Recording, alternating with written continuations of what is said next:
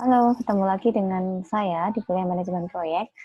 Kali ini saya akan menjelaskan tentang estimasi biaya, kemampuan yang diharapkan dari mata kuliah ini. Kalian bisa memahami dan mampu menyusun rencana anggaran biaya proyek. Bahan kajian yang akan kita pelajari pada estimasi biaya ini, kita akan melihat jenis-jenis estimasi, kemudian jenis-jenis biaya, metode estimasi, sumber informasi, dan kita akan melihat penyusunan rencana anggaran biaya itu seperti apa. Oke, yang pertama, terkait sama jenis-jenis estimasi, kita lihat dulu pengertiannya. Secara luas merupakan upaya untuk memperkirakan suatu nilai melalui analisis perhitungan dan berlandaskan pada pengalaman biasanya, gitu kan. Kemudian biasanya kontraktor menggunakan estimasi ini untuk menyusun harga penawaran pelelangan. Kemudian selanjutnya, secara umum sih estimasi dibagi menjadi 4. Yang pertama adalah estimasi kasar, biasanya dilakukan oleh owner karena memperkirakan apakah pekerjaan atau proyek yang akan dilaksanakan itu layak atau tidak, gitu kan, sehingga dia perlu estimasi kasar. Yang kedua ada estimasi pendahuluan. Estimasi pendahuluan dilakukan oleh si konsultan berdasarkan gambar detail yang mereka buat. Kemudian estimasi detail oleh kontraktor. Ini biasanya dipakai pada saat mereka melakukan penawaran pekerjaan atau ikut lelang, gitu kan. Yang terakhir adalah estimasi biaya sesungguhnya. Nah, ini biasanya kontraktor juga melakukan untuk memperkirakan apakah kontrak mereka masih bisa dilaksanakan atau enggak, adakah keuntungan di sana atau enggak, mungkin seperti itu, gitu. Nah, ini pengertiannya seperti yang saya jelasin tadi secara singkat. Kemudian bicara jenis-jenis biaya, itu ada yang kita sebut sebagai biaya langsung. Biaya langsung itu biasanya adalah biaya yang terkait sama operasional pekerjaan secara langsung. Kalau di konstruksi biasanya ada 3, ada material, upah, dan sewa peralatan. Kemudian untuk biaya tak langsung itu ada overhead, ada kontingensi atau biaya tak terduga, ada keuntungan yang diharapkan.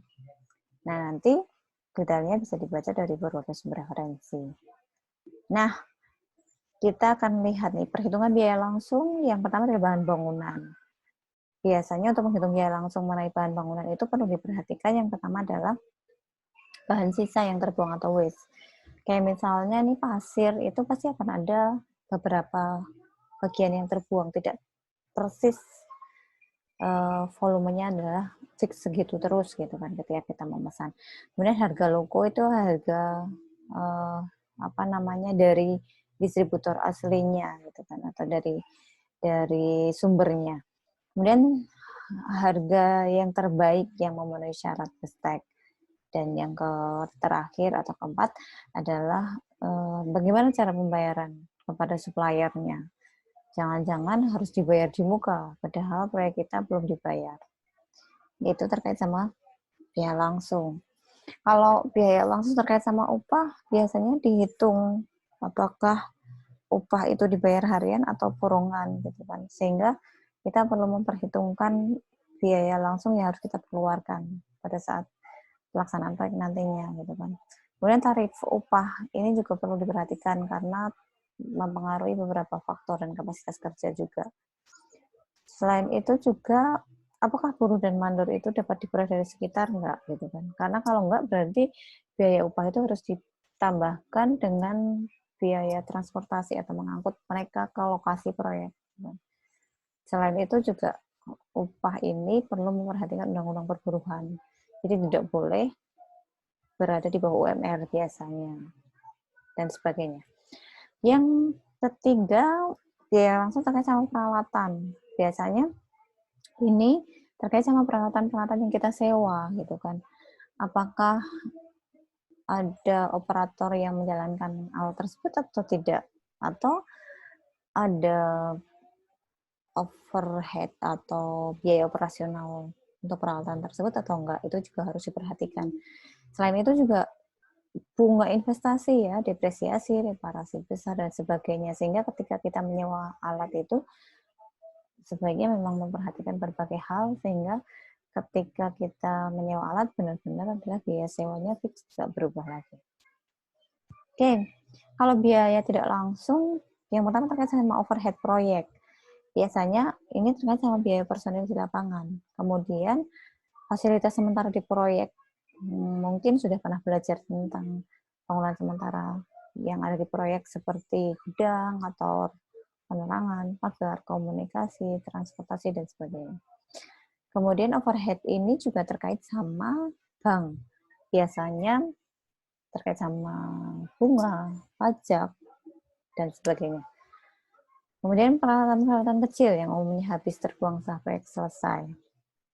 Ini juga menjadi bahan pertimbangan overhead proyek. Dan foto dan gambar jadi ini juga memerlukan biaya tersendiri. Biaya cetaknya tidak murah kalau misalnya diminta, tetapi mungkin kalau nggak diminta ya lumayan menghemat gitu kan. Kemudian kontrol kualitas, biasanya ini tidak termasuk di rangkaian anggaran biaya, sehingga ini perlu diperhitungkan terhadap biaya tidak langsung, seperti tes kubus beton, tes baja, sondir, dan sebagainya.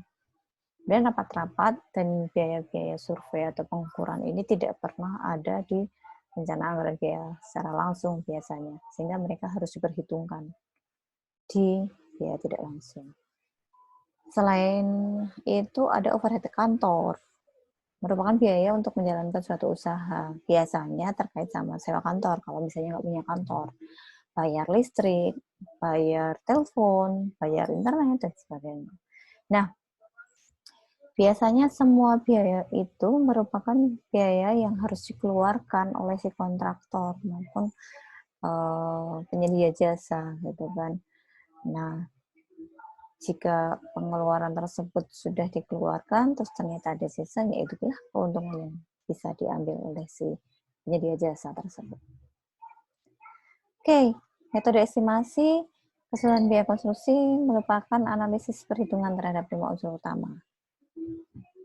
Yang pertama adalah material, tenaga kerja, peralatan, biaya tidak langsung, dan keuntungan perusahaan.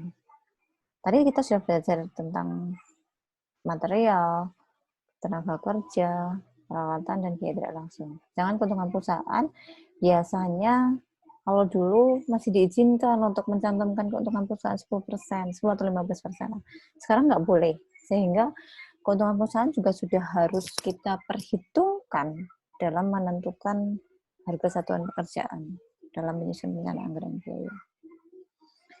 Nah, menghitung harga satuan gimana caranya gitu kan. Kalau kita orang awam mungkin harus punya acuan gitu kan. Kalau kita sudah punya pengalaman ya tentunya berdasarkan pengalaman gitu. Kalau yang dulu sekali pertama kali yang sering dipakai acuan adalah analisa BOW. Ini dari zaman Belanda. Kalau dipakai sekarang sepertinya sudah nggak relevan ya. Mungkin kalau ikut lelang pasti akan kalah karena harganya cukup tinggi. Contoh misalnya ada pekerjaan 1 meter kubik galian tanah, biasa diperlukan tenaga dan biaya dari 0,75 pekerja dan 0,025 mandor. Kok 0,75 pekerja dan 0,025 mandor? Gitu.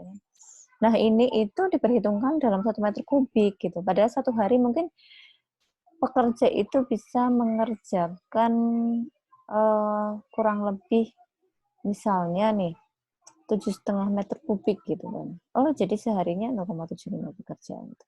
Nah bisa diperkirakan seperti itu. Kenapa akhirnya ketemu koefisien seperti ini? Karena perhitungannya satuannya adalah 1 meter kubik. Nah, dari mana sumber informasi estimasi? Itu bisa dari pemerintah dan Pemda. Kemudian bisa dari analisa harga satuan kabupaten, kota, atau provinsi. Bisa dari katalog, bisa dari survei langsung ke lapangan. Ini juga bisa. Kita nanya ke toko bahan bangunan dan sebagainya.